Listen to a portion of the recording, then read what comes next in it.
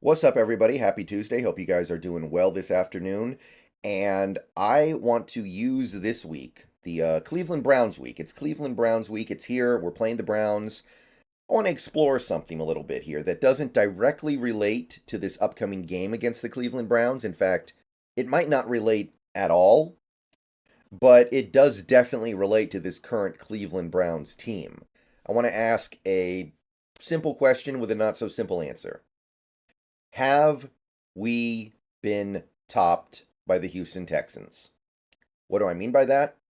Pretty simple. I said last year during the season, in the offseason, and during this season as well, that the Russell Wilson trade to the Denver Broncos was the most lopsided trade in the history of the NFL.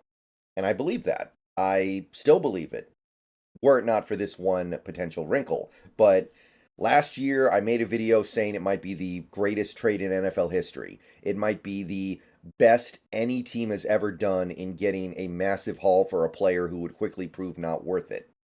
And there were definitely some people who didn't agree. Some people said, there was Herschel Walker, there's Ricky Williams. Some people were saying those trades are more lopsided, but I still believe what I believe. I was not moved off my take by what anybody had to say. I believed at the time last year, late last season, maybe you could say early this season, that the Russell Wilson trade was the most lopsided trade that we had ever seen in the NFL. But I got to tell you, I think our time at the top was short lived because there's another trade now that I think we have to start looking at in a similar light. And I got to be honest, if I step back and I'm objective about this, this might be just a little bit worse. And as I look at it, I compare these two apples to apples. It's hard for me to come to any conclusion other than it is worse. I'm talking about the Cleveland Browns trading for Deshaun Watson from the Houston Texans, which happened the same offseason where the Russell Wilson trade went down. So they both started at the same time. The fallout of the trade, the judgment of the trade took a little bit longer because Watson wasn't playing initially, but we've kind of ended up in a similar place. So, since there's going to be plenty of time to talk about this game later this week, and by the way, there's a real chance Deshaun Watson isn't even on the field this week, so he may not pertain to this matchup at all, but let's explore this a little bit and let's try to answer this. Has the Seahawks Russell Wilson trade been topped by the Deshaun Watson trade? So, first of all, I want to explore a little bit what pertains to the trade and what doesn't pertain to the trade, because this is important. Because a lot of people said the Herschel Walker trade was more lopsided because the Cowboys were able to draft a bunch of players and those players contributed to their 3 Super Bowl wins. Yeah, but I would argue that has nothing to do with the trade. The trade and then the draft picks you utilize from the trade are two separate actions, right? Like you get the picks and then you have to use the picks. They're two separate things. So to me, I would say that where those picks land is relevant to the trade because quite often the player you trade contributes to where those picks land. But who you spend those picks on is often completely unrelated. Like, for instance, the Seahawks used the number 5 pick in this most recent draft from the Russell Wilson trade on Devin Witherspoon. Did they even know who Devin Witherspoon was when they made the Wilson trade? Probably not. He was not a well-known player at that point in time. He did not really get onto the map until what he did in his final collegiate season. So, I don't think you can say that the players you get are part of a trade when you're trading for the picks. Obviously, when you're trading for a player, that's different. But I want to first establish that. It's not really about what players they got. It's where the picks landed. So the fact that the Cowboys got a bunch of players in the Herschel Walker trade eventually that contributed to their Super Bowl runs, to me, that's two separate parts. So The Russell Wilson trade, just to run it down, it was Russell Wilson and a mid-round pick that turned into Uzurike, who, by the way, looks like he's going to get kicked out of the league already. For Noah Fant, who's been solid across 2 years. Shelby Harris, who gave us 1 solid year. And Drew Lock, who's been the backup. And 2 top 10 picks, number 9 overall, number 5 overall. 2 second-round picks, 37 and 40. And then a 5th-round pick, Tyreek Smith. So 2 primo first-rounders, 2 primo second-rounders, and then a 5th-rounder. And a 5th-rounder is just kind of like a nice little throw in there. I'm not going to act like that's a big deal. But that is the haul, those players and those picks. Again, we're not really going to focus on who got selected, although we did end up selecting what it looks to be some really nice players here. We're not really talking about the players that got picked with these picks. The Browns, when they traded for Deshaun Watson, they gave up 3 first-round picks, 2 of which have ended up kind of in the middle of the first round, right? Because I believe it was 13 and 12, if I'm recalling correctly. They're right around the middle, slightly above the middle, and then this upcoming 2024 first-round pick, which looks like it's going to end up being in the late teens to early 20s, because the Browns look like they'll dangle around the playoffs. I don't know if they're going to make it or not, but they've got a chance. So that third first-round pick looks like it's going to be somewhere in like the 18, 19, 20, 21 range. There was also a 2023 third-rounder and a 2024 fourth-rounder. Nice little valuable throw-ins. Decent amount of value there, I guess. So if you try to compare the value of these picks, I think what the Browns gave up to get Watson might be a little bit more. It's very close because our first rounders both landed in the top 10 and one landed in the top 5.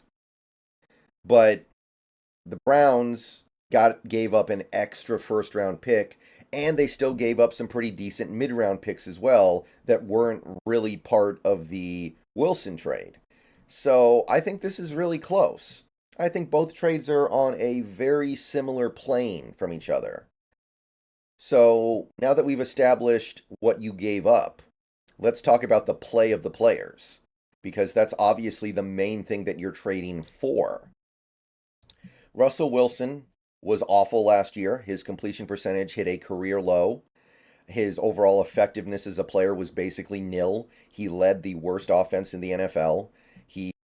His turnover rate was higher than it had been in pretty much any recent season. And he got sacked more than he ever had in his career, despite missing a couple of games. You can't really be worse. But there were a couple of pretty good games. So far this year, he's been better. His numbers look better. There are some signs of life. There are signs of improvement. But the Broncos' offense is still below average to bad. And the team is terrible, by the way. The team is awful. The team has had to fight tooth and nail to win 2 games against 2 really bad teams. So you're not seeing any real return on the investments made in the trade, but at least Wilson has had some good games. He's had some good moments. He's had some flashes that make you think, oh, this kind of reminds me of the old Russell Wilson. And he's out there, right? He's played most of the games since he got traded. So there's that. And now you've got the Deshaun Watson side of things. This guy was suspended for the first 11 games of the 2022 season. And obviously the Browns knew that when they traded for him, but he still missed those games, right? He comes back at the end of the season last year, and you kind of know he's just out there to knock off the rust and try to get his feet under him. But he doesn't really play that well. Completion percentage is at a career low. He's turning the ball over more than he usually does. He's just not playing effectively for the Browns. And that you could kind of write off, but that first season of the Deshaun Watson era in Cleveland is basically a complete write-off. And then we get to 2023. He's not really any better. Like his numbers are slightly better, a tiny bit better. He's honestly probably still about as good as Wilson was last year. So if you want to compare the performances of the players, I think Wilson actually has him beat. As bad as Wilson has been, I think Watson's been worse. Now, the Browns are winning games because they have such an amazing defense, but the completion percentage is down for Watson. The touchdown to interception ratio is down. The EPA is bad. We've seen that Watson's miserable play has cost the Browns some games they probably should have won. He's missed multiple games already because of injuries, and there's talk of him not going out there because he doesn't feel like it rather than him actually being genuinely hurt. Some people are theorizing that he's just sitting on his contract now because he doesn't need to do anything to earn it, and he's just pulling a Ben Simmons. I don't know if it's true, but people are having that conversation, and this is worse. Like the performance on Watson's part is worse. He probably has a better situation in Cleveland than Wilson does in Denver. I mean, Sean Payton obviously makes that close, I think, but Watson's got a better offensive line. Watson's got probably equivalent receivers. He used to have a better running back. Now he really doesn't because of the Chubb injury. But if you're just talking about the play of the players and the contributions of the players towards a good product, I mean, I guess Watson has a winning record, but it's hard for me to believe that Watson's playing good to earn that record. So, yeah, in terms of performance, it doesn't seem like it's all that close. And then you have the contracts. And these were contracts that were signed after the trades with the new teams before either player played a game. So while this is debatable, obviously, I do think these contracts are kind of part of the trade, right? Because when you trade for a guy like a Russell Wilson or a Deshaun Watson, it's kind of understood that you're going to have to give them a new contract. That's usually how this works.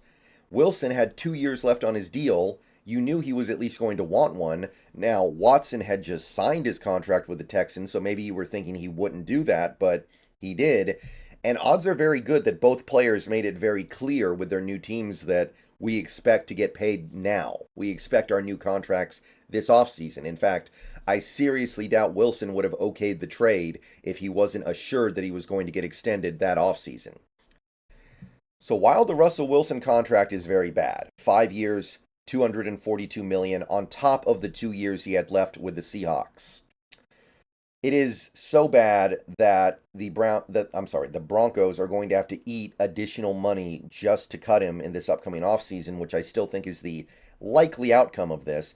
Even if they do post June 1st, there aren't really savings involved here. There's just the absence of losing additional money. So, yeah, this is pretty bad. Don't get me wrong. It's going to be very expensive for the Broncos to move off of Wilson early, which I think they will do. But it doesn't really compare to the Deshaun Watson trade, which is 100% fully guaranteed.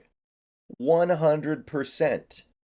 Now, Watson did basically tear up the remaining years on his Texans deal, which is nice. That makes things easier. That makes the cap hits initially a little bit lower, and it makes the deal less long term. But there is no getting out of this contract if you're Cleveland. You are stuck because every last penny of it is guaranteed.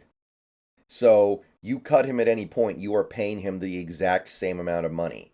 There's not really anything you can do to make this go away. At least with the Wilson trade, you can save some money if you let him go. There are going to be opportunities to cut him down the line, and I don't think they're going to get there. I think they are going to cut him this offseason, but at least you're going to save something, right? You're going to save some amount over what you were going to pay him if he's on the team, which is a lot better than fully guaranteeing it. So, yeah, I think that Deshaun Watson trade has beaten us. So our time at the top lasted like a year, maybe a little bit less, honestly. So that's too bad. We're kind of like Sean Alexander when we broke the touchdown record, right? Next year we gave it back to somebody else.